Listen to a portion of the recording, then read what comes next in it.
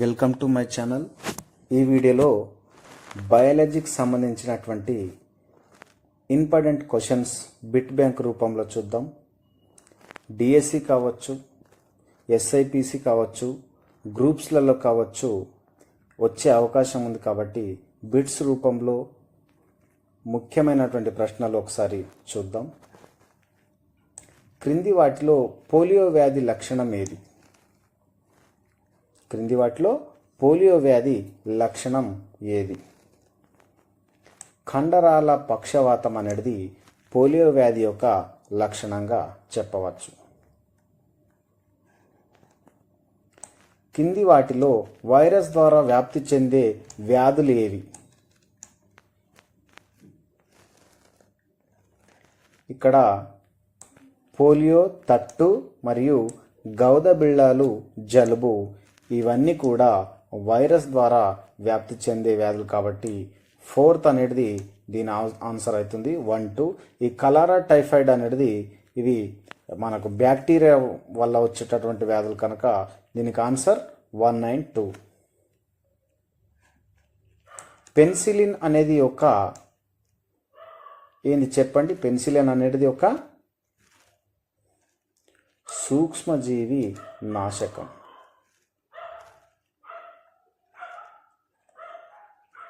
మానవుడిలో alcohol దేనిపై ప్రభావం చూపుతుంది?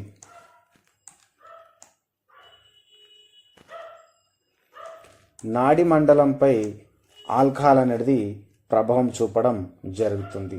5th క్వశ్చన్ చూస్తే అయోడిన్ ఎక్కువ మోతాదులో దేనిలో లభిస్తుంది?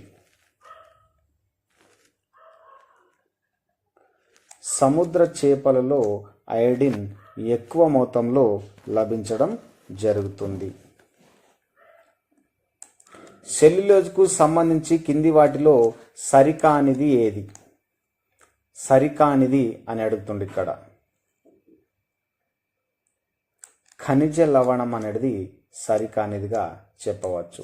ఎందుకు అని అంటే ఆహారానికి బరువునిస్తుంది సెల్యులోజ్. ఆహార నాళాలను ఆహారం సులువుగా కదలడానికి తోడ్పడుతుంది. ఇది కూడా కరెక్టే. ఆహారంలో సెల్యులోజ్ లేకపోతే పూర్తిగా జీర్ణం కాదు. కాబట్టి ఇది కూడా కరెక్టే.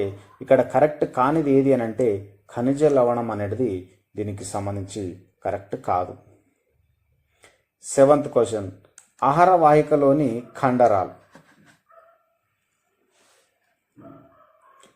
అనియంత్రిత కండరాలు. మన నియంత్రణలో ఆహార వాహికలో ఉన్నటువంటి కండరాలు ఉండవు. కింది వాటిలో ఇనుము ఇతర ఖనిజ మూలకాలు అధికంగా ఉండేవి ఏవి?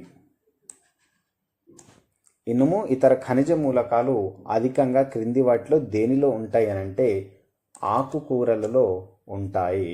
అధికంగా ఖనిజాలు కావచ్చు, మూలకాలు కావచ్చు, ఇనుము కావచ్చు. శ్వాసక్రియ క్రింది వాటిలో దేని సమక్షంలో జరుగుతుంది? దేని సమక్షంలో జరుగుతుంది? సరైన ఉష్ణోగ్రత సమక్షంలోనే మనకు జరుగుతుంది. మానవుడి దేహంలో ఉండే కేంద్రక రహిత సజీవ కణాలు ఏవి? ఎర్ర రక్త కణాలు మానవుడి దేహంలో కేంద్రక రహిత సజీవ కణాలు ఎర్ర రక్త కణాలు. ఊపిరితిత్తులకు ఆమ్లజని రహిత రక్తాన్ని తీసుకువెళ్ళే రక్తనాళం పుప్పుసధమని అనేది ఊపిరితిత్తులకు ఆమ్లజని రహిత రక్తాన్ని తీసుకొని వెళుతుంది. దేనిలో అడ్డంకి ఏర్పడినప్పుడు గుండెపోటు సంభవిస్తుంది? చాలా ముఖ్యమైనటువంటి ప్రశ్న ఇది. హృదయం కరోనారీ ధమనిలో అడ్డంకి ఏర్పడినప్పుడు గుండెపోటు సంభవిస్తుంది. ముఖ్యమైనటువంటి ప్రశ్న ఇది కూడా. కింది వాటిలో సరికానిది ఏది? ఇక్కడ కూడా సరికానిదే అడుగుతుండు. ఏది సరికానిది? ప్లాస్మా నీలం రంగులో ఉండే ద్రవం. ప్లాస్మా నీలం రంగులో ఉండదు. ఇది లేత పసుపు లేదా ఆకుపచ్చ రంగులో మనకు ప్లాస్మా ఉండడం జరుగుతుంది. అంటే ఆ మొత్తం ఆకుపచ్చ కాదు, గడ్డి రంగులో మనకు ప్లాస్మా ఉంటుంది. 14th question. కొంచెం టైం ఇస్తున్న మీరు కూడా కరెక్ట్ ఆన్సర్ చూస్ చేసుకొని నాకు కామెంట్ రూపంలో తెలియజేసే ప్రయత్నం చేయండి. రక్త వర్గానికి సంబంధించి కింది వాటిలో సరైనది ఏది? సరైనది అడుగుతుంది. ఇంతకుముందు సరికానిది అడిగింది, ఇక్కడ సరైనది ఏది అని అడుగుతుంది. రక్త వర్గాలను మొదట గుర్తించిన శాస్త్రవేత్త కార్ల్ ల్యాండ్ స్టీనర్. ఇది మొదటిది, ఇది కరెక్టే. ఆర్బీసీలపై ఉండే ప్రతిజనకాలు ఏబి ఆధారంగా ఏబిఓ అనే 4 వర్గాలుగా గుర్తించారు. అవును, ఇది కూడా కరెక్టే. ప్రతిజనకాలు లేని రక్త వర్గం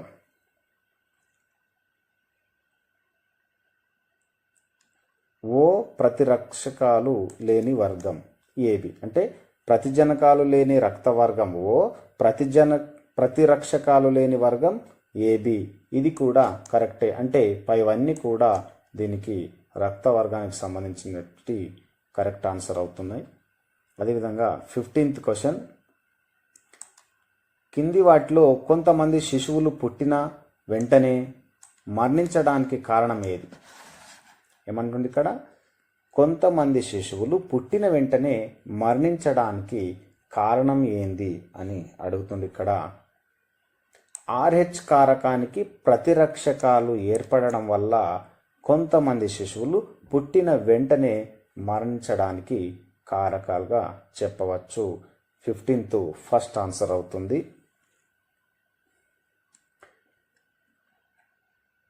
డయాలసిస్ యంత్రం ఒక కృత్రిమ మూత్రపిండం. ఇది కరెక్ట్ ఆన్సర్.